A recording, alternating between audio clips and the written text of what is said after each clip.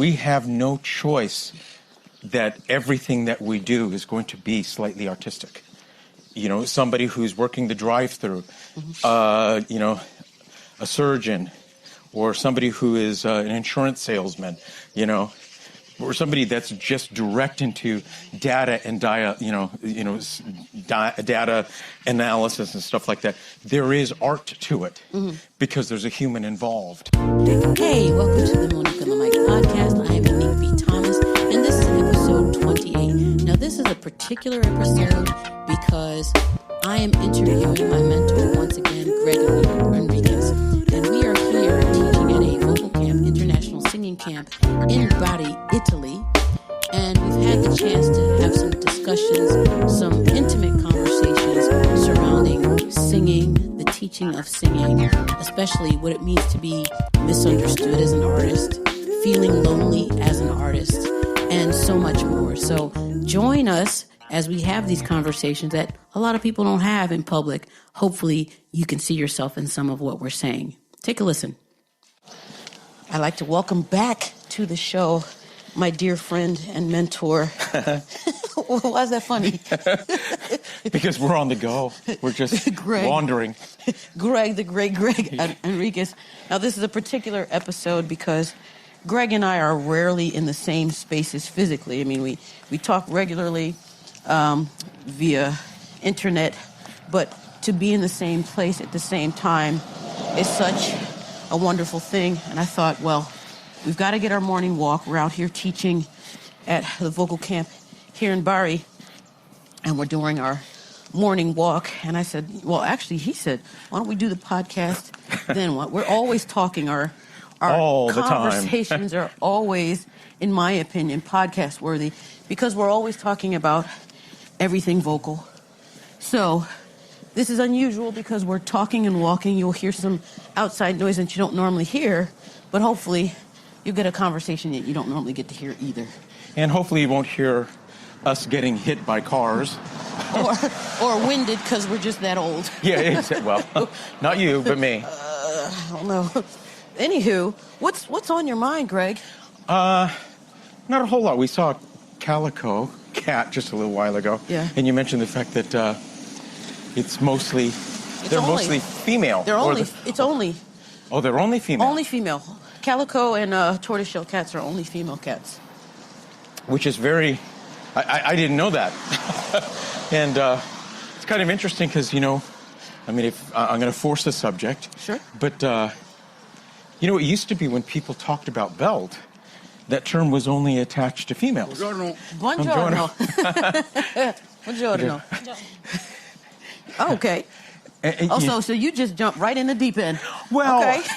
Well, no. I mean, I just think it's kind of interesting because, you know, many years ago, it used to be just associated with women, females. Yeah, we'll have to change now, lanes. Yeah, we're in a bike lane, and obviously we're going in the wrong direction on a bike lane. Yeah. But I just find that interesting how, over time, things have shifted. Or included, or, you know, however one wants to view it. And I think that's the interesting thing about art, you know, because, you know, there's so much vocal history, and it was such a male-dominated field, and now we have a lot of, obviously, women participating for now at least, you know, 200 years where we've got some history, but before that it was really not a lot of history on it. You know, especially in, you know, cataloging or understanding how the female voice works. You know, it was a male-dominated world. Right. It's a man's world. So I just find that interesting, how many things are associated with singing now that the gender or the sex doesn't matter anymore. Well, it seems that with the invention of internet, and now we have, I like to call them internet doctors. Yeah. You know, internet research specialists because they have Google. Yeah, they're Google and YouTube degrees. You know, people are coming to nefarious conclusions about things that they actually haven't really studied firsthand they haven't seen it work, but they've come to this conclusion, so it must be so. Yeah. So it seems that in our field, I'm sure it's pretty similar in many fields, but in our field, people are just coming to these conclusions, and it's kind of dangerous. You know, it's dangerous because there's no clear path. There's not even a clear path, but there's also not a clear goal. Well, yeah, that's kind of where I was going is, what is good singing anymore? Yeah. And that might be a really touchy and a maybe crappy topic to broach, but it seems to be that there's a reticence. And I was going to say hesitance. Yes. But I think we've got dogs. Yeah. And there are little dogs, they may attack us. I can run. But I was going to say hesitance, but I chose reticence because it seems to be more appropriate to even use right or wrong as terminology associated with singing now. Right. Yeah. I think it's interesting that there seems to be this trend where people are backpedaling on what they've said in the past about how they think voices should be trained. Yeah. And currently it's like, well, no, there's no clear one way to do it, and students should be free to do this and that and the other. And I'm being vague on purpose because that sort of way of teaching is very vague. Oh, yeah. It's like people, they want students to have this ultimate freedom, but that freedom doesn't come without structure. Yeah, and also, I think, in the landscape of everything that's going on, the one thing that is common is the human structure. Mm-hmm. So the culture and the various forms of singing may have changed, mm-hmm. but the structure of the human body has not. Has not. Yeah. So in the endeavor and the efforts to be as inclusive of every perspective and everything, does there come a point where all of a sudden you look at it and you say, you know what, there are no long-term studies that say this or that actually should be done long-term. All we have are studies that say you can do this, mm-hmm. So what should you? Yeah, and again, the only reason why I start with this subject is because, we are talking about art, so there's a subjective nature about it anyway. Right. But what is not subjective is what the human body can do. Mm-hmm. And then you start putting that into, the context of we want to be able to service every student, but to what end? To what end, yes. I mean, technically, we're not going to be able to service every student if what the student wants is to go against their structural nature. Right. Unfortunately, we get students that want to do things that they could do, but they shouldn't do. Right. And I know firsthand from my work with you that Oh, great. Blame it on me. Absolutely not. It's quite the contrary. That there are things that, let's say, the musical needs that I had, because I sing so many various styles of music. Yeah. My voice was often pulled in many different directions. And there comes a time where you become concerned with longevity. Yeah. And you're like, okay, I really want to get this voice together before my vocal decline happens. And I think a lot of people, I'm older, so I am thinking about long term, and I'm thinking about what's going to happen when the body starts to decline. Right. And it does happen, So thinking about what I could versus what I should be doing becomes a very important question. And unfortunately, the younger ones, they don't have that insight because they are young, and their notion of time is very different than mine.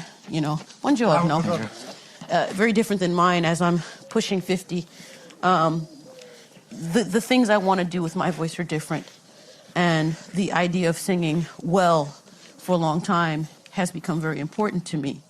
And also, again, just if we were to unpack everything that you sort of said right there and all its implications, there's so much dependency on, what motivates you. Yeah.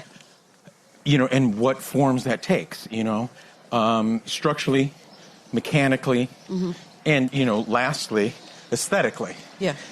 But it's a very interesting landscape that we're in right now, and again, when I'm broaching this conversation, it's not because I'm purposely trying to be polarizing. That's not the point. Right. I mean, it's easy to be just a sheer contrarian. That's easy. Yeah. But to actually As say... we see every day on the internet. Yeah, and, and there's, I suppose there is some value when you have a certain platform to be a contrarian, in the sense that contrarians can at least drive some conversations. Yeah. My interest isn't necessarily to drive a conversation, even though that's what we're doing this morning. My interest is actually to have a conversation. Yeah. Yeah. Not just, light the fire and then leave. Wasn't me. Yeah. Let's do a dumpster burn and then, I'm out of here. But it's very interesting, again, kind of circling back just momentarily, not because there's a subject I think that's here, but just circling back to the idea of, lines being blurred, with the idea of gender. And, what that means in terms of instruction. Yeah. And that's a train. Wow. Instruction not only in terms of the instruction for its content, but instruction in regards to its context and its format. So I'm very, very interested in, where all of that's going to go. And now that we're sort of walking in podcasting, it's sort of... Walkcasting? Hey. Pod walking? Now we're sort of doing that, I think. Buongiorno.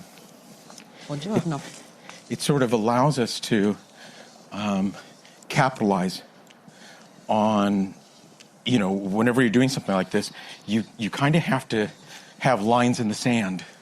Yeah. Yeah. And I think that's a very interesting thing, too. What do you actually believe in as a teacher? What is your philosophy? Yeah.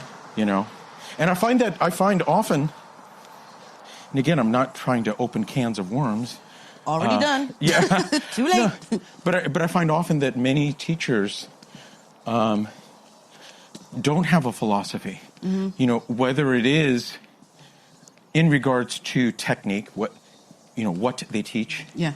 Or in pedagogy, how they teach. Yeah. And again, I'm just highly interested in... that's a union that you can't necessarily separate. But I do think that, at least as an exercise, teachers should try and separate those, at least to understand them better. Well, it's highly problematic if you're teaching and you're not coming from an angle. Yeah, for sure. And this is what I was saying when I feel like people are backpedaling. Yeah. And they're setting things up so that the student is always right. And it's like, well, who's teaching who? Yeah. I'm not saying that students don't have their desires and their wants and needs and that they're not valid. However, you're not going to go to, let's say, a karate master and tell him how you want him or her, how you want to be taught. Right. You just wouldn't do that. And I feel that's the direction that we're headed with education. Yeah. Is that the students' wants and needs have sort of overshadowed what the way things are supposed to be taught, the way we're supposed to be learning things. Yeah, it is a sort of conundrum. Yeah, and also, it is sort of a weird reverse engineering of an idea, that ultimately in the arts the student knows what it is that they want, or what they need. But the reality is most people don't know. Yeah. You know, so. And also, as teachers, we also have to address those wants and needs as, are those wants and needs actually appropriate? Yeah. And I think a lot of people are afraid to, to draw that line in the sand, and because they don't want to lose followers and they don't want to lose clients. But it's like, you're not going to go to a doctor who bases everything on plants. Yeah. And say, well, okay, I want you to cure me, but I do want to eat some meat. Yeah. You know what I mean? It's Find another doctor. Yeah. Because that person clearly has decided that I'm looking at things from this angle, and that's the way things make sense to them. Well, yeah, I mean, it is, we come back to that weird, but I do love this, I love this saying, don't have your mind so open that your brain falls out. I've never heard that, but I love it. Yeah, and so, we do run that risk, and maybe that is the risk and the boundary that all teachers should always be, their toes on that line. Yeah. That, the push and pull of pedagogy, maybe that is the line that we should always be on. So again, I bring this up because I am fascinated, totally fascinated by, the art and science of pedagogy. I absolutely am fascinated by that, how one teaches, Talk about the art of pedagogy. That's an interesting pairing, because I don't think a lot of people would think of pedagogy as being artful. Well, my philosophy on this is anything to do with a human, any interaction with a human, is not fully science-based, in the sense that until we can figure out the mind-body, as they say, the mind-body problem, the mind-matter problem, then everything to do with the human, every interaction along the way, it does fall half into art. Because we can't know for sure what another person is thinking, sensing, feeling, experiencing, in that way. Yeah, we could hook you up to a machine and know that your heart rate is up. You're starting to sweat. We can do that, but we can't know, that you see red the way I see red. Right. And so therefore, I think everything has to do, on some levels, with a human, to do with art. Right. Because there is a subjectivity, Yeah. Now that goes, like I said, it may sound like I'm trying to dance on this line, but I'm not doing it purposely, and I'm not doing it contrarianly. I just think that we have no choice. Scusi. I don't want to get run over or cussed out in Italian, even though it'll probably sound pretty good. Yeah. But, I'm not trying to just, or again, drop a intellectual bomb and then run, But I do believe that, everything to do with a human at some point is subjective and has to do with art, Now, ultimately, I'm a biological naturalist, meaning that I do believe that the body-mind problem, I think, is very well addressed by John Searle. And, he's got the idea that consciousness is just a biological feature. So it's not separate. Wow. Like a dualist would believe, or a materialist. Because everything that I said may sound like I'm a materialist. I do believe that everything is physical, but I do believe that there are... Sorry, that's a car going by. But I do believe that consciousness and such do fall under a biological realm. Now, the only reason why I say this is because, again, to get to your question or to get to your statement, or however we want to view that, having to do with pedagogy as being sort of art, Again, everything that we're dealing with as humans, it really just comes down to two things. It is how much separation does one have about the body and the mind.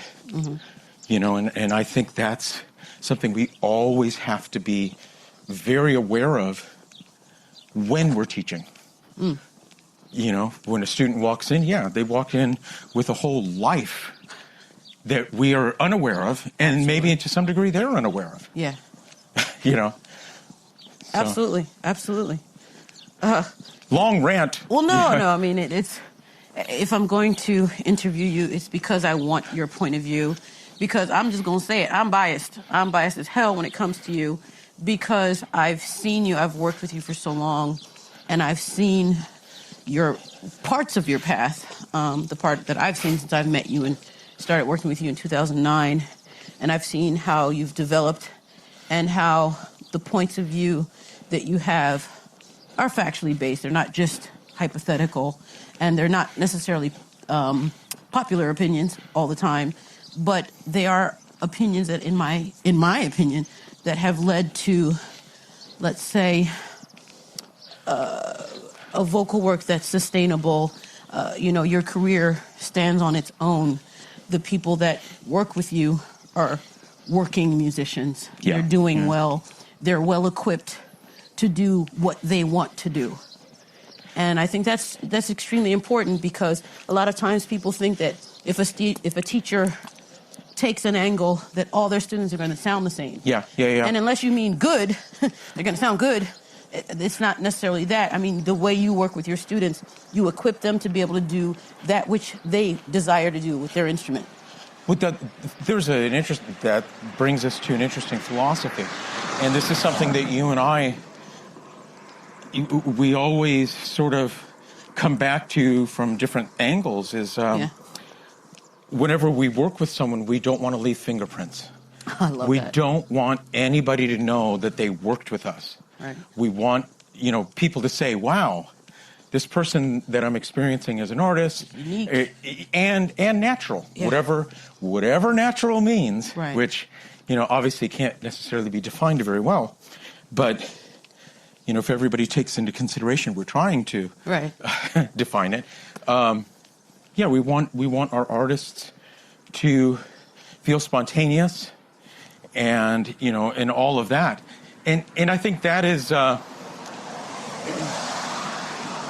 think that's part of the landscape of when we're talking, what populates the landscape when we're talking about pedagogy. Is wanting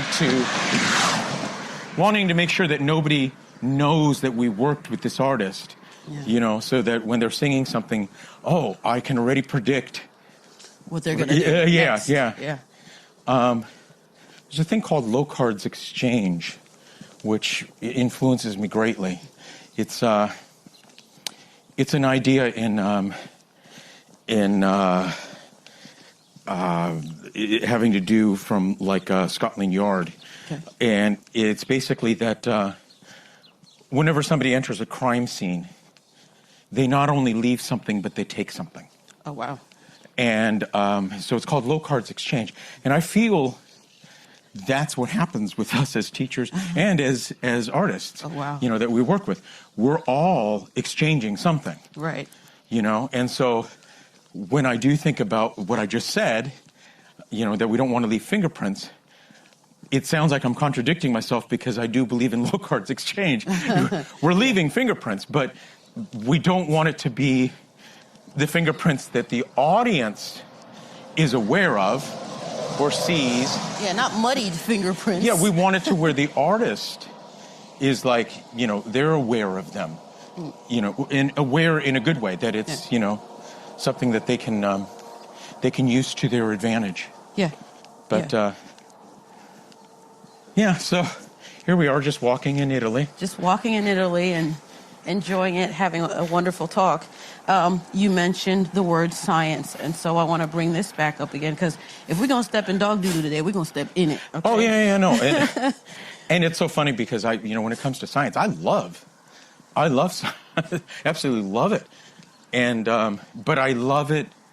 I love it in the way that we have to recognize its place, in the sense that science is going to take place whether you recognize it or not. it's there, Right.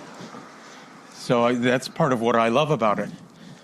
But the reason I bring it up is because, again, when we're talking about trends in teaching and and in what we're seeing on the net, in these internet streets, about people are spouting what they're calling science, vocal science. And that's some of these people are taking that direction as the way they're teaching. So they're this is a science-based method. And while some of it might very well be, I have yet to see one that takes that stance, have students that actually sing musically. Yeah, that's artistically. But so herein is where we have, like you said, conundrum. Herein is where we have the conundrum, because right away somebody will make the argument, rightly or wrongly, well, Monique, that is your definition of music. This person felt musical to me. This person felt musical to themselves. So again, that's why I think in many ways when we refer to things, it's almost easier, and I'm not saying this as a dodge, but I think it's sometimes easier to say these things have to find their place in an art form. What distinguishes what one does in their bathroom, in their shower, versus what they're going to actually do on stage for a paying public. Right. Or, now some people may say, like I said, we are, when you look at Andy Warhol, people say, well, blurred the lines of what, commercialism is. So it's like, okay, yeah, I can recognize that. Should there be a distinction of what somebody does in their shower versus what, someone is going to pay for? Yeah. I mean, should there be distinction? I think there should be, in the sense that if it is spending time and just looking at something that is purely common. What do you mean by that? Something my mother could do. Okay. Even if my mother was extremely talented, something that is quite common versus something that progresses an individual or a group narrative within the culture. Because I think with singing artists, they are knowingly or unknowingly the voice of what it means to be alive at that moment in time. I love that. And I think that's really important to say that, when people listen to any recordings you've put together, they will know what it was like to be you. At that time. Yeah, exactly. It's a snapshot, and it carries, it's going to carry all the trends, that one either intended or didn't intend. Right. But I think it's sort of like a time capsule, and not to go completely circular or even just go off-roading with this conversation, but we got time. No, but I think that's really important. I think that's really important that there is a distinction between between what is just common and the artist that is trying to express either an individual or a group narrative about what's it like to be alive at that moment. Now, someone will say, well, what's the difference between that and somebody being common singing in their shower? That was me when I sing in the shower. I sound like Whitney Houston. Yeah. I don't know about you, but I do. Well, I mean, I haven't heard you in the shower. No, you have not. But I think therein is a very, very small gray line that exists in those two domains I just described. And I don't know that I can I don't know if I'm articulate enough to just, to make any more distinctions than that. But to me, one falls as an art form, and the other one is just the common person not really creating art. So when you say what you just said, the first person that comes to my mind is Yoko Ono. Well, yeah, for sure. Even though one, she could make the argument that, I did think this through, and, this is what I then we have to intended to do. determine what is thinking. Yeah. And like I said, that I have a really good friend of mine, very good friend of mine, since I've known him since 7th grade. And as anybody who knows me knows, most all of my friends I've known for a great deal of my life. A lot of people will know around? that I've known some people for a great deal of my life. Yeah. And so my friend Derek, he said something to me many, many years ago, and it had a very profound impact on me. And I don't know if I could judge it as good or bad, but I remember one time, we were discussing art, and he said, art that has to be explained, I don't like. Yeah, I like that. Yeah, and, for whatever reason that resounded with me, and it could be that tomorrow somebody has a conversation with me and says, convinces me that that's not necessarily a good approach to art, But as a knee-jerk reaction to art, yeah, that's how I feel. I think art has to have an immediate impact on me. Sure. In usually when, a joke that has to be explained is not a joke. It's no longer funny. Yeah, so I feel the same way about art. Yeah, I can get that. And I think I pretty much feel the same way. Though, I will say that as a human, with everything that's in the world, we can still say that we're largely ignorant. Sometimes a little bit more backstory on something might enhance the experience. Yeah. experience. But the initial experience has to move you in some sort of way. Right. That's how I feel, Now, are there exceptions like, I read that book, it did nothing for me, and then somebody pointed out things and said, read it again. Yeah, I missed this. Yeah, and then all of a sudden, it has a greater meaning now. Right. Yeah, okay, or a movie, same thing, But there's something just totally went over your head. Yeah. I love it when you go back and watch a movie and you get a completely different take on it. And especially movies and books where you can watch it multiple times and like, oh my gosh, how did I miss that? Yeah. Oh, that's so clever. I think is it Usual Suspects? Yeah. Oh, one of my favorites. Yeah, totally. And I don't have a very good memory for film, but that's just, I got to go watch that film again. It's so intriguing. Yeah, so I know that, most of everything that I'm saying could be argued both sides of it. So Sure. I get that. Sure. And again, I personally, I find comfort in that we don't know all the answers. Well, yeah. I mean, this podcast is about opening up discussions that often aren't had. Yeah. Or had without a microphone. Yes. Because as artists, and this kind of leads me to my next discussion point, is that we tend to be alone in what we do. Yeah. We tend to feel alone in what we do, which leads us to being misunderstood. Totally. Totally. And so having these discussions, hopefully for some of the artists out there, and I'm realizing that I've gotten some people who are not actually singing who listen to the podcast and take some of this stuff and apply it to their own art. So I'm really happy about that. It's not that it's generic, it's just that there's some universal themes that come through for all artists. But because we feel alone, we feel highly misunderstood, and that makes us feel even more alone. So let's talk about. Well, I've got a conversation on this alone. I've often felt in my life that there's always 3 categories that I fall into. People will either understand me, they'll not understand me, or they'll misunderstand me. It's the misunderstand me that always bites me endlessly at every turn. Because, again, like I said somewhere earlier, it's nice to have, lines in the sand. But some people will think, oh, you drew a line in the sand, and so therefore this, this, and this, and this. And it's like, no.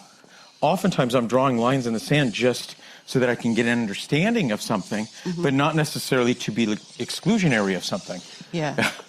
I think people can be simple-minded and think that because you think this, it's polarized, then it's either this or that. They forget that things can exist simultaneously. Yeah, oh, for sure. And, this is, again, talking about science.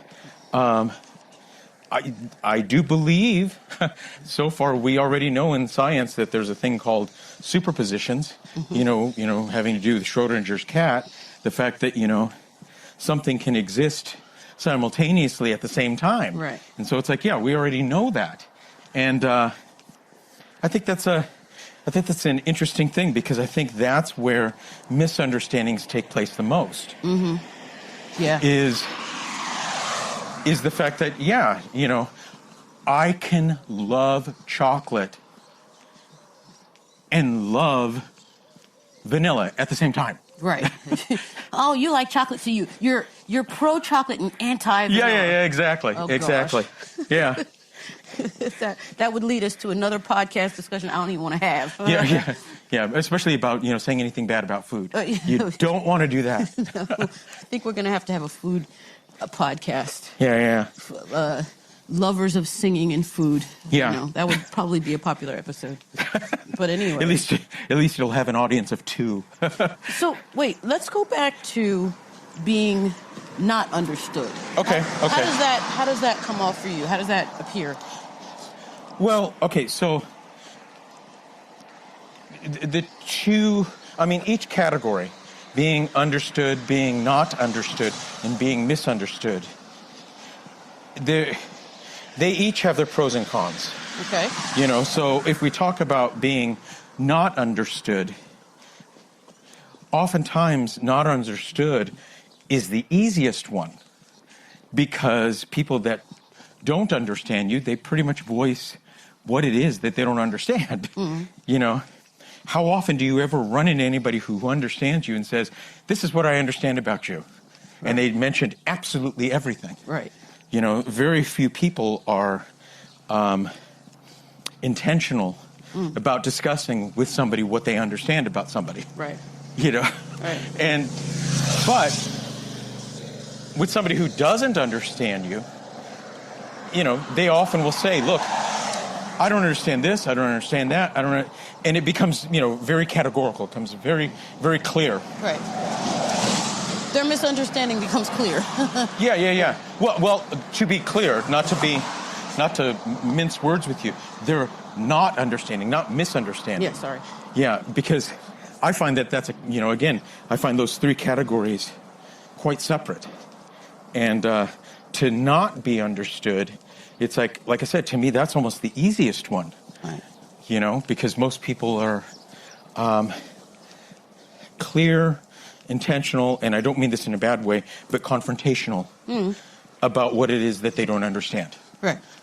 And so talking about not understanding, to me, that's the easiest one to talk about. Yeah. Yeah, that's true, because people will talk about, well, I don't understand. Yeah, totally. Make me get it. Yeah, and I think when it comes to pedagogy, I think we have to be most aware of misunderstandings, not understandings. Even though most when we're teaching, that's usually the easiest conversation to have is about what is it you don't understand. Yeah. Because again, misunderstanding. They think they understand. Yeah.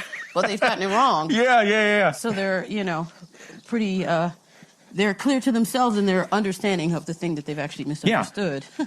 Well, it's, again, same thing with understanding. In that category, we don't know how far they understand. Right.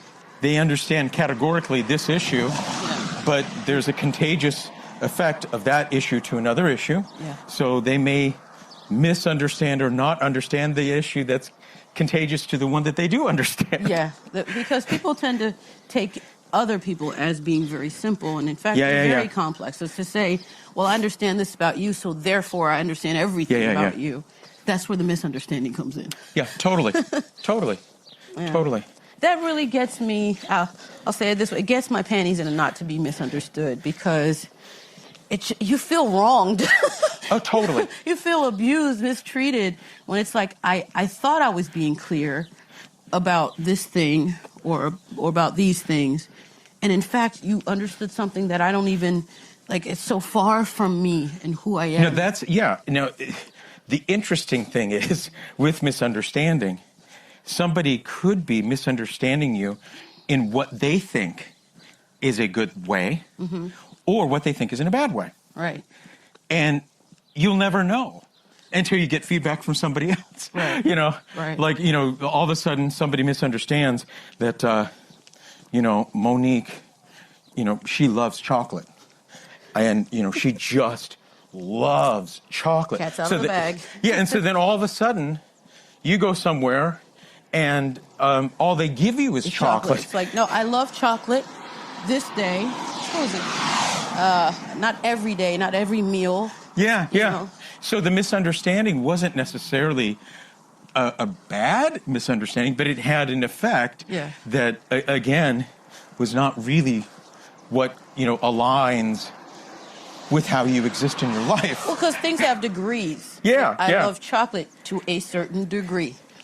Yeah. You know, and knowing that degree is going to help you better understand me. Yeah. It's a high degree, but still. There's times when I will pass on chocolate. Yeah, and so misunderstanding can fall into where it was a misunderstanding that somebody had a positive outlook on, or has a negative outlook. Right. You know, where with that same chocolate, you know, Monique loves chocolate, and all of a sudden it becomes a negative in the sense that you love a particular chocolate. Yes. Yeah. I like dark chocolate. If we're going to, just in case people want to send me presents, I want to make sure they understand what kind of chocolate I like. So I like dark chocolate, like 99% chocolate, very little sugar. I mean, almost just give me the damn cocoa bean and let me just suck on that. That's the kind of chocolate I like. And so people might think I'm bitter, but I'm not. I'm really sweet. But, you know, all jokes aside, getting back to the loneliness of it all, of being misunderstood, I think that's the thing that's really hard for us artists to deal with. Yeah. Because we're so particular. And, I mean, let's face it. We work with artists all the time. Artists are kooky. Oh, yeah, totally. They're freaking kooky. Like, you've never met a really incredible artist that's just not kooky as hell. It comes with the territory, so you kind of have to accept that and even to a certain degree expect it. Yeah. But how, and I'm asking, I'm putting it out there, how does one deal with this loneliness of being peculiar? I think one has to be aware that it takes place. I think if you start with awareness, then you're open to seeing how to deal with it, but you have to be aware of it. Yeah. You know, and I think that's part of I think that comes with the territory of whenever we engage with an artist or an artist engages with us, is that we're aware of the process and all the things that go with the process. That includes, you know, we are social animals. Yeah. But sometimes to put together the art, you have to isolate. Yeah. And so there's that inherent sense of social animals that have to isolate from time to time to create, you know, to do what they're going to do. Yeah. And so there's going to be types of loneliness along the way. Oh, types of loneliness. So can we get into that? Well, yeah, I mean, because, like, you know, when you go back onto this podcast and you do whatever you're going to do with it, like, you know, editing, and I don't know much about podcasting, obviously, or you finding highlighted things that you want to, you know, market about this, you're doing that alone. Yeah. And so there comes a point where, again, every artist in their endeavor, there is an isolationism to it. And as social creatures, being isolated, even though it's necessary, can be alone, yeah, you know? Yeah. You know, it is definitely alone, which can feel lonely. Yeah. Not the same thing, but they're neighboring. Well, yeah, because if you take the podcast, I'm going to sit down, listen to it, edit, and present it. I'm going to make an executive decision to take clips out of this that I think will get people to listen to the podcast. Right. So and those decisions, we don't make them together. I make those decisions, and I make them by myself. Yeah. You know, so I have to kind of... That's interesting you pointed that out that way, because it means I have to rely on myself to make the right decisions, or to make the decisions I feel would be the best for this particular episode. Sorry. Yeah. That's okay. Yeah, totally. Yeah, it's interesting. I think with time and with age, you know, I've always been a pretty social person, I feel. And I probably always will be, but I do find myself taking a step back and respecting when I need that time to myself, whether it's to resource or rejuvenate, to take in what I just had to take in, sometimes unwillingly. You know, sometimes things happen and you're like, whoa, I need to process this. Well, I mean, there's one thing that we know to be true, is that introverts always apologize for being introverted. Extroverts never apologize for being extroverts. You know, and so there's always this awareness that takes place of when we have to isolate and do things, and, you know, that are by ourselves, or have alone time that can be, you know, at times lonely, depending on how long the process is, or how individuals' processes, you know, are. And it's hard because, like I said, at that moment, to be black and white, at that moment, you're having to be an introvert. Yeah. You know, and like I said, we already know there's enough proof that introverts are always apologizing for being introverted. Right. Well, do you feel that people are, it's kind of off subject, but it's interesting. Do you think that people are really just one or the other, or aren't we? No, that's why I said I didn't want to. I don't want it. I'm glad that you picked up on that. And we're talking about it because I really don't want it to be that black and white. But oh my gosh, I'm sorry. I keep hitting the mic lines. I don't want it to appear that I do think or believe that it is that categorically black and white. Yeah. I'm just using that as an easy means to sort of make the conversation. I really don't believe it's that black and white. Yeah. I think it's important for us to acknowledge wherever we are, and that could be on a daily basis, a weekly basis, a monthly basis. But, you know, I think most people would meet me and say, oh, she's an extrovert. Yeah. But I'll be honest with you, there are times when I don't want to be bothered with anybody. And there's times when I really, honestly, it's almost dangerous for my soul to be around people. And so when I'm feeling that way, I will isolate. You won't hear from me. You won't see me. I won't post. I won't talk. I won't call.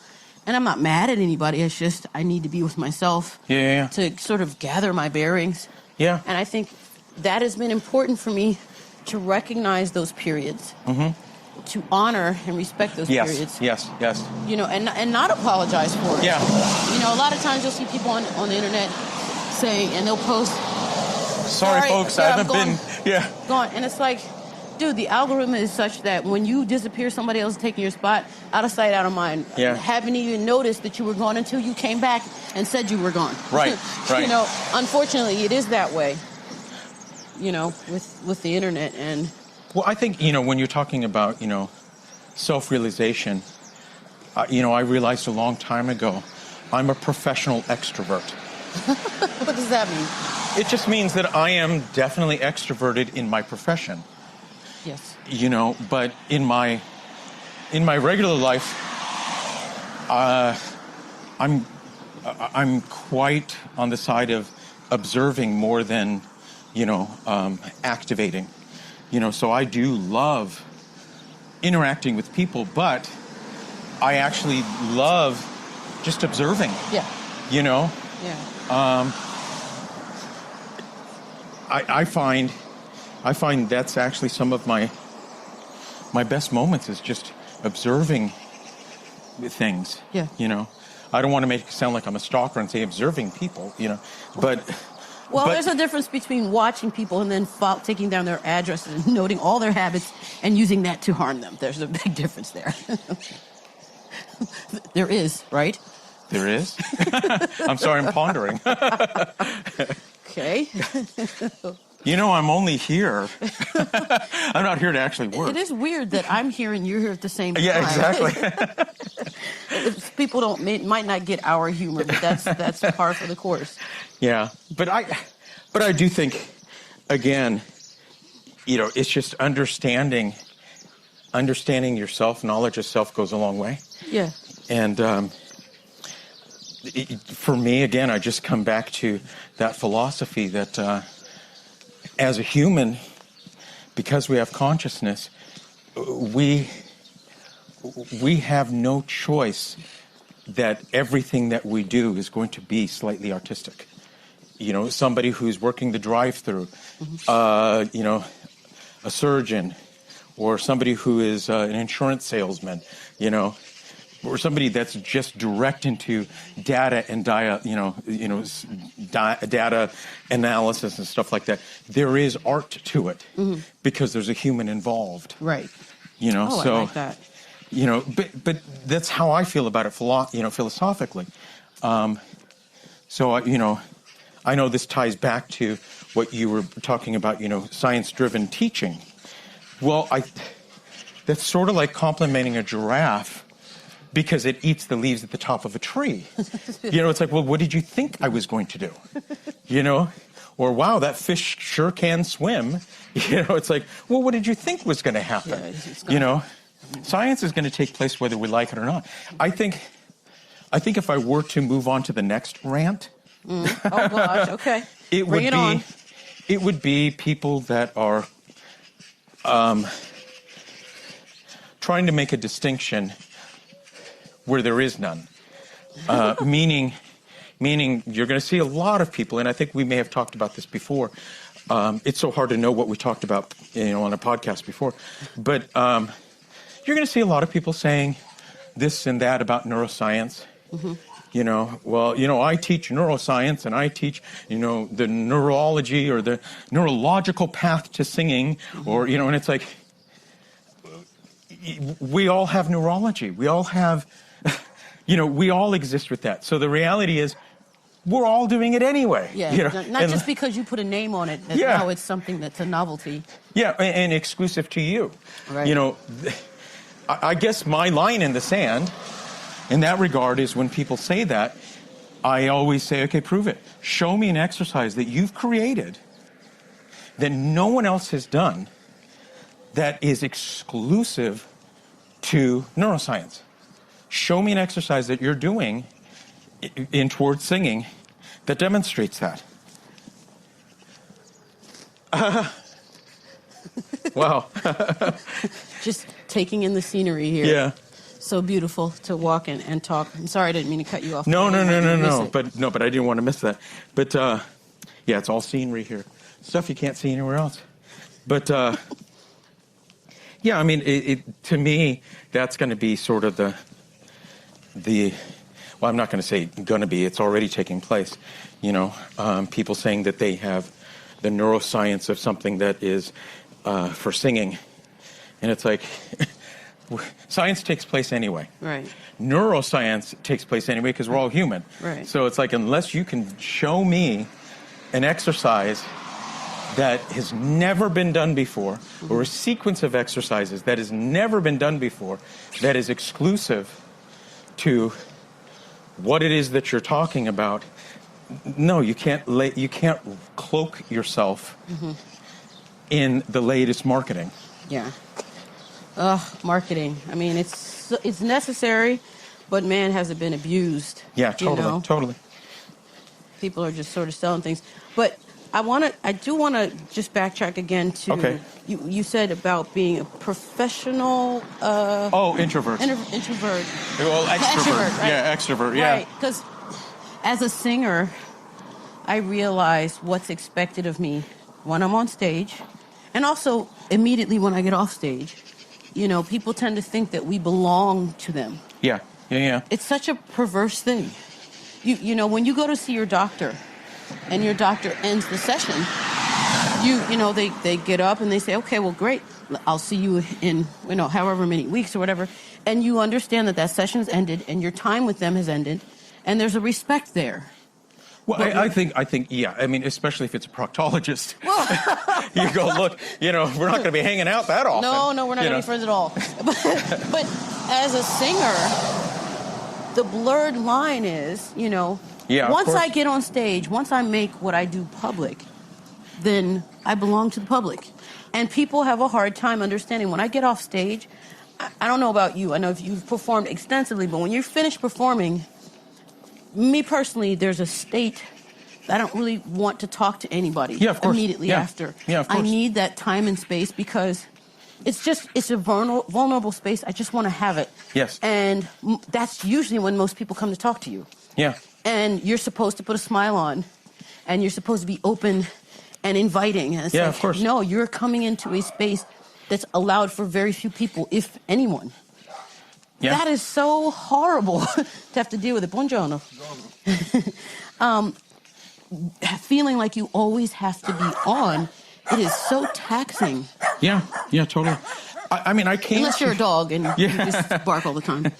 I came to that idea of professional extrovert observing Michael Jackson. Because when you talk about, you know, wanting alone time, there was somebody who was struggling to get alone time. Yeah. You know, and there was a misunderstanding. I was going to say it. There's a misunderstanding of it all, you know. Yeah. And I think, you know, and again, we're always talking about varying degrees. There's so many things that exist just purely on a spectrum. And I think this may be one of them.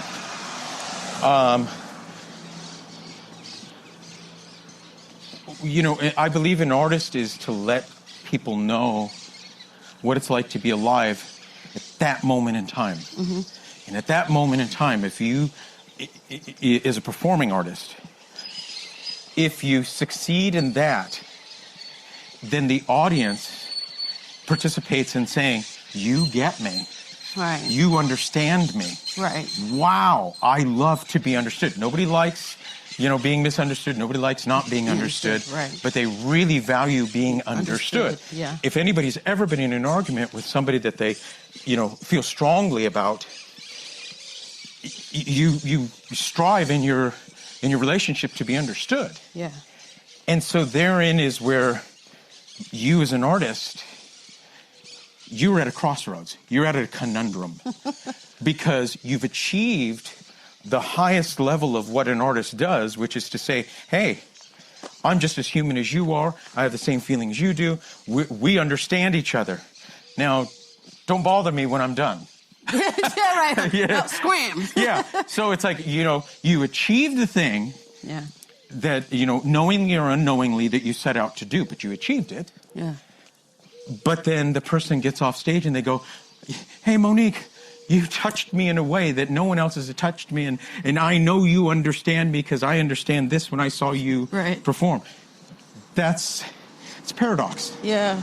You know, but it does come with the territory. And I think, again, when, you know, like I said, I came to that idea about, from watching, you know, Michael Jackson struggle with that paradox. I think that's what a lot of artists have to understand, is that you're going to get it right. And getting it right means when you walk off stage, there's going to be people that think that all the world's a stage. Yeah. And you'll just be prepared that the conversations you were having with their heart and soul on stage, they want to have backstage, off stage. Off stage, yeah. Yeah, It's definitely not for everybody. You know, not just because you can sing and you sing well doesn't mean that you can really deal with all that comes with being an artist. Yeah, totally. Publicly, you know, it is harrowing. Like I said, feeling like when I get off stage, you know, I get off stage and the first thing I'm doing is like I'm changing my clothes. I'm getting out of those damn heels because they have a time limit. You know, and people are like, wait, you're the singer. Yeah. I'm like, yeah, and I'm making a beeline for the bathroom because the singer has to pee. Yeah. Or the singer's thirsty, or the singer's hungry, or whatever I am, you know, that has to be taken care of. And the public just wants what they want. Yeah. You know, and I'm finding while I am capable of handling that, and I actually really enjoy talking with people, but with time I do find that I'm limiting that because I need to reassemble my pieces, the pieces of myself. Yep. I need to reassemble them, and I need to keep them close so that I don't get lost. Well, it's low cards exchange. You just gave the audience something. Yeah. And now you have to take something. I'm taking me back. Yeah. You know, I'll leave a really small piece. I do feel that this is my personal mantra, that I do feel that I leave a piece of myself on the stage. Mm-hmm. You are going to know something about me when I perform. Yeah. If you're paying close attention, you don't even have to look that closely. I'm speaking my truth when I'm singing. Well, I don't mean to misquote, believe me, I really don't, but I think the sentiment is there. You know, when I refer to, you know, something that Janis Joplin said about, you know, making love to 20,000 people, but going home alone. Oof. You know, so there is, you know, there's a lot of things buried in what I, you know, paraphrased there. There's a lot of things buried within that. But I think the sentiment of what you're talking about is also buried in that. Wow. That there is this life that has to take place when you're not on stage. Yeah. You know, so, but I do think artists need to... Buongiorno. I think artists need to be aware of it.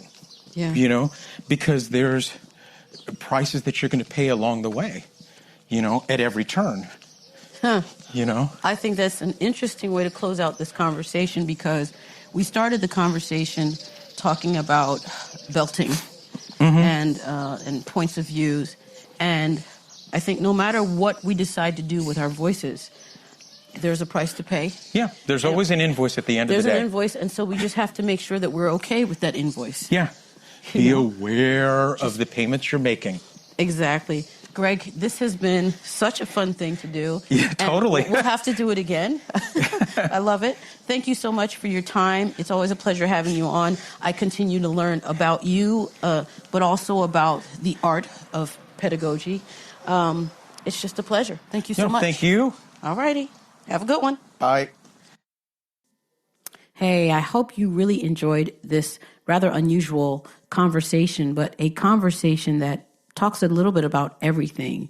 See, the purpose of this is to make you feel a little less alone. Maybe you start to see yourself in the fact that maybe you are also misunderstood, or the fact that you have to sort of isolate yourself at times, and some of the other thoughts that we went through in this podcast. Greg is absolutely one of my favorite people on this planet. And if you listen to my podcast and you like what I do, understanding a bit about Greg will help you understand a bit about me, because he has shaped so much of the way I teach, the way I sing, and the way I think about teaching, and the way I think about singing. And of course, food. We share that in common. If you are the type of singer that wants to continue your vocal education in a more concentrated way, I will put the information to this international vocal camp that happens in Bari, Italy, but for next year, because this edition is closing out today as I'm editing this podcast here on Mother's Day in Europe. So I'm going to be putting that information in there, and maybe you can check it out for 2025. Hopefully you enjoyed this. Don't forget to share this with somebody that you love or think might benefit with this episode. I look forward to sharing something new with you next week. Musically, Monique.